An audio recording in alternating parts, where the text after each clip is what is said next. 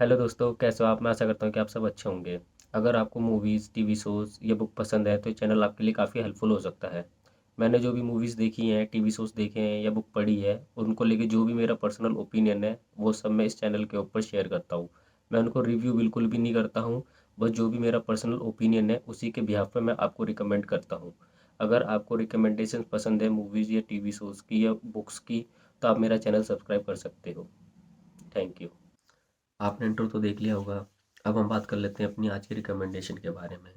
मैं आज आपको रिकमेंड करने वाला हूँ एक बुक जिसका नाम है the subtle art of not giving a dash dash dash dash. और मैं आपको दिखा भी देता हूँ ये कौन सी बुक है। ये बुक है the subtle art of not giving a dash dash dash dash. इसके जो राइटर हैं वो है मार्क मैनसन। तो खैर मैं नहीं जानता कि मार्क मैनसन इतने फेमस हैं या नहीं है, बट राइटर वही है और उन्होंने ये बुक लिखी हुई है।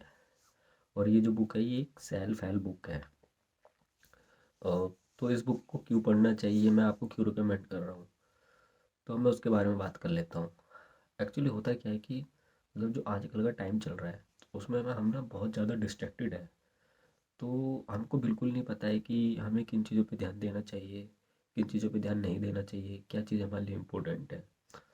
तो इस तरह की सिचुएशन में जो इस तरह की बुक होती है, ये वाली जो जिस बुक को मैं आज रिकमेंड कर रहा हूँ, ये बुक हमारी हेल्प कर सकती हैं। मतलब अगर हमारे पास कोई गाइड या मेंटर नहीं है, टीचर वीचर से कोई हेल्प नहीं है, या हम डिस्कस नहीं कर पा रहे हैं अपनी प्रॉब्लम को, तो ये जो बुक्स हैं, इस तरह की बुक्स हमारी काफ़ी हेल्प कर सकती हैं।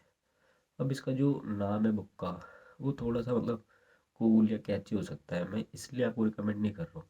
एक्चुअली जो इसके अंदर का जो कंटेंट है, मैंने उसको पढ़ा है, एक बार नहीं दो बार पढ़ा है, और उसको समझते हुए कि हाँ भाई ये सिचुएशन हो रही है हमारे साथ, इसलिए मैं आपको रिकमेंड कर रहा हूँ। और ये मुझे लगता है कि आजकल हर एक बंदे के साथ हो रहा है। मतलब जैसे मेरे यार दोस्त हैं, या जो स्कूल कॉलेज में थे, या फिर ऑफिस के अंदर है, उन सबको देखते हुए, इवन अपने रिश्तेदारों के जो बच्चे वगैरह हैं उनको देखते हुए, अपने रिश्तेदारों को देखते हुए, मुझे लगता है कि इस तरह की सिचुएशन है आज के टाइम पे, तो उनको इस तरह की बुक पढ़नी चाहिए। ये बुक मैं सबको रिकमेंड करूँगा। आप बच्चे हो, बड़े हो, आप सभी को पढ़नी चाहिए। खासकर वो बच्चे जो 14-15 साल के हैं, वहाँ से लेके 40-45 साल तक। हम आज के टाइम पे इतने डिस्ट्रैक्टेड हैं, तो इसलिए ये बुक पढ़नी चाहिए। एक्चुअली इस बुक के अंदर है क्या, वो मैं आपको समझा देता हूँ। तो ये बुक ना आपको पढ़ जब आप इस बुक को पढ़ोगे, तो इसके अंदर आपको देखने को मिलेगा, समझने को मिलेगा कि हम आजकल जो है काफ़ी सारी चीज़ें हैं, सभी पे अपना ध्यान लगा के रखते हैं, और उस चक्कर में हम ना कुछ भी नहीं कर पाते। तो इस बुक को पढ़ के आपके ना थोड़ी सी क्लैरिटी आएगी। तो इस बुक को पढ़ के ना आपके पास थोड़ी सी क्लैरिटी आएगी कि मुझे किन चीज़ों पे ध्यान देना है और किन चीज़ों पे ध्यान नहीं देना है। अब मैं इसका ना एक छोटा सा बेसिक सा एग्जांपल दूंगा, कोई कॉन्ट्रोवर्शियल एग्जांपल नहीं दूंगा, बहुत छोटा सा दूंगा। आई होप मैं अपनी बात को समझा पाऊँ उस एग्जांपल के थ्रू। तो है क्या कि अ, एक बच्चा है 10th क्लास में, और नवंबर दिसंबर का टाइम चल रहा है। तो 10th क्लास में तो उसके बोर्ड भी होंगे, फरवरी मार्च में जो बोर्ड होते हैं 10th क्लास के। जिन्होंने सीबीएसई बोर्ड से पढ़ाई करी है या फिर यूपी बोर्ड से, तो उनको पता होगा कि मार्च वगैरह में इनके एग्ज़ाम होते हैं। तो होता क्या है कि जब नवंबर दिसंबर का टाइम होता है, तो उस टाइम पे आपके ना प्री बोर्ड वगैरह होते हैं। तो अगर आपके प्री बोर्ड में अच्छे नंबर आते हैं तो उससे आपको पता चल जाता है कि बोर्ड में मोरलेस किस तरीके की आपकी प्रिपरेशन है। तो उस टाइम पे बच्चे के पास काफ़ी सारी समस्याएं, मतलब काफ़ी सारी सिचुएशन होती है। जैसे उसको एक तो साइड जो होती है, science side, commerce side, art side, ये चूज़ करना है, तो उसको उसके अकॉर्डिंग ही मार्क्स लाने पड़ेंगे। अगर उसे साइंस साइड लेनी है तो उसको काफ़ी अच्छे मार्क्स लाने हैं।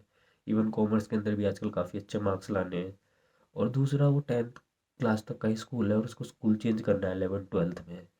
तो अगर उसको कोई अच्छा स्कूल चाहिए तो उसके लिए भी उसको मार्क्स लाने, उसको अच्छा सा स्कूल चूज़ भी करना है कि कौन से स्कूल में जाना है मुझे एडमिशन लेने के लिए, कितना दूर होना चाहिए। ये सब चीज़ें हैं उसके साथ। और साथ में प्री बोर्ड की तैयारी, बोर्ड की तैयारी तो चल ही रही है।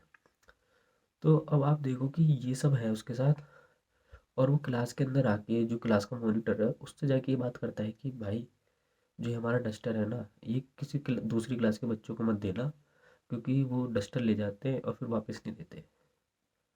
तो आप ये सोचो कि वो मतलब इतनी मेजर प्रॉब्लम्स हैं या मेजर सिचुएशन है उसकी लाइफ में, और वो किस सिचुएशन के बारे में बात कर रहा है।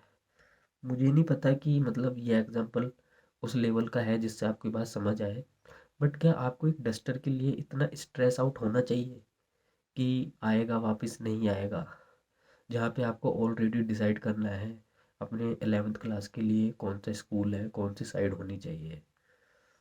तो मुझे लगा कि डस्टर वाले जो पार्ट है जिसमें वो स्ट्रेस आउट हो रहा है एक डस्टर को लेके, तो वो चीज़ नहीं होनी चाहिए। ऐसे ही आज के टाइम पे हमें पता है कि हमें किन चीज़ों को लेके स्ट्रेस आउट नहीं होना चाहिए, बट स्टिल हम अवेयर नहीं है, हम उस चीज़ को ना करते नहीं है, प्रैक्टिकली नहीं करते हैं। तो वही सब है इस बुक के अंदर दिखाया गया है, बताया गया है, सॉरी। तो जब आप पढ़ोगे तो आपको थोड़ी सी और क्लैरिटी आएगी। इसके कुछ चैप्टर्स हैं जिसमें से मुझे मतलब मतलब एक चैप्टर काफ़ी अच्छा लगा, मतलब सारे चैप्टर्स अच्छे हैं, कुछ ना कुछ सिखाते हैं। तो एक चैप्टर है जिसके अंदर मतलब एक चैप्टर उसका नाम है यू आर नॉट स्पेशल। मैं अपने आप को स्पेशल समझता था, बट मैं हूँ नहीं। इस चैप्टर को पढ़ के पता चला कि मैं स्पेशल नहीं हूँ, क्योंकि स्पेशल होने के लिए ना कुछ टर्म्स एंड कंडीशन होती है जिनको फॉलो करना इतना आसान भी नहीं है। तो वही मैंने इस बुक के अंदर पढ़ा और मैंने फिर अपनी सिचुएशन समझी, तो फिर उसके बाद मुझे थोड़ी क्लैरिटी आई। इसके अलावा एक चैप्टर और है जिसके अंदर हीरू ओनाडा करके नाम का एक बंदा है जापान का, उसके बारे में थोड़ा कुछ बताया गया है। उस चैप्टर का नाम है द वैल्यू ऑफ सफरिंग। या उसकी स्टोरी भी काफ़ी टचिंग है, मतलब जब आप पढ़ोगे तब आपको पता चलेगा कि सही में मतलब वो चैप्टर ना आपको एकदम से पढ़ के समझ नहीं आएगा, लेकिन जब आप उसको एक दो बार चैप्टर को पढ़ोगे, जब आपको शायद थोड़ा बहुत हल्का फुल्का समझ आए, तो जो द वैल्यू ऑफ सफरिंग है उसके अंदर शायद उसी की स्टोरी बताई गई है। तो जब आप वो चैप्टर पढ़ोगे तो आपको पता चलेगा। चैप्टर काफ़ी अच्छा है। बाकी सब एक तरफ वो स्टोरी थोड़ा सा मुझे याद रहती है इस बुक के अंदर से पर्टिकुलर में से, कि उस बंदे की स्टोरी जो भी वो करता है अपनी लाइफ के अंदर वो आपको पता चलेगा। तो नो डाउट ये बुक यार आज के टाइम पे पढ़नी चाहिए। हो सकता है जो उसके अंदर बताया गया हो वो आपने किसी दूसरी बुक में पढ़ा हो या कहीं और से सुना हो। आजकल तो खैर मोटिवेशनल स्पीकर्स काफ़ी सारे उन्होंने ये बात कर रखी हो, बट स्टिल एक बुक को लेके आप पढ़िए, उसके अंदर आप एक स्टोरी के थ्रू समझेंगे उस सिचुएशन को, तो आपको थोड़ा समझ आएगा। और ये बुक पूरी अच्छी है, ऐसा कहीं नहीं कि शुरू में अच्छी थी बीच में बोरिंग हो गई फिर बाद में अच्छी हो गई। शुरू से आप आखिरी तक बुक आपको बांधे रखेगी, आपको काफ़ी कुछ सीखने को मिलेगा। तो इसलिए मैं ये रिकमेंड करता हूँ हर बच्चे को 14-15 साल से लेके 40-45 साल तक के जो बंदे होते हैं, इस एज के अंदर 14-15 से लेकर 40-45 एज तक काफ़ी डिस्ट्रैक्शंस होते हैं हमारी लाइफ में। तो हम सभी को मतलब सभी चीज़ें हमारे लिए इम्पोर्टेंट नहीं हो सकती है, तो हमें कुछ ही चूज़ करना पड़ेगा कि हमें किस पे अपना फोकस करना है। तो वही इस सब कुछ इस बुक के अंदर आपको देखने के लिए मिलेगा। बाकी इसके अलावा तो कुछ अलग से तो है नहीं। 300 पन्ने की ये बुक है, छोटी सी है, ज़्यादा बड़ी भी नहीं है, 300 पन्ने की है। जो राइटिंग स्टाइल है वो काफ़ी सिंपल है, इजी टू रीड है, जो ग्रामर वगैरह जो सेंटेंसेस है वो भी इजी टू अंडरस्टैंड है।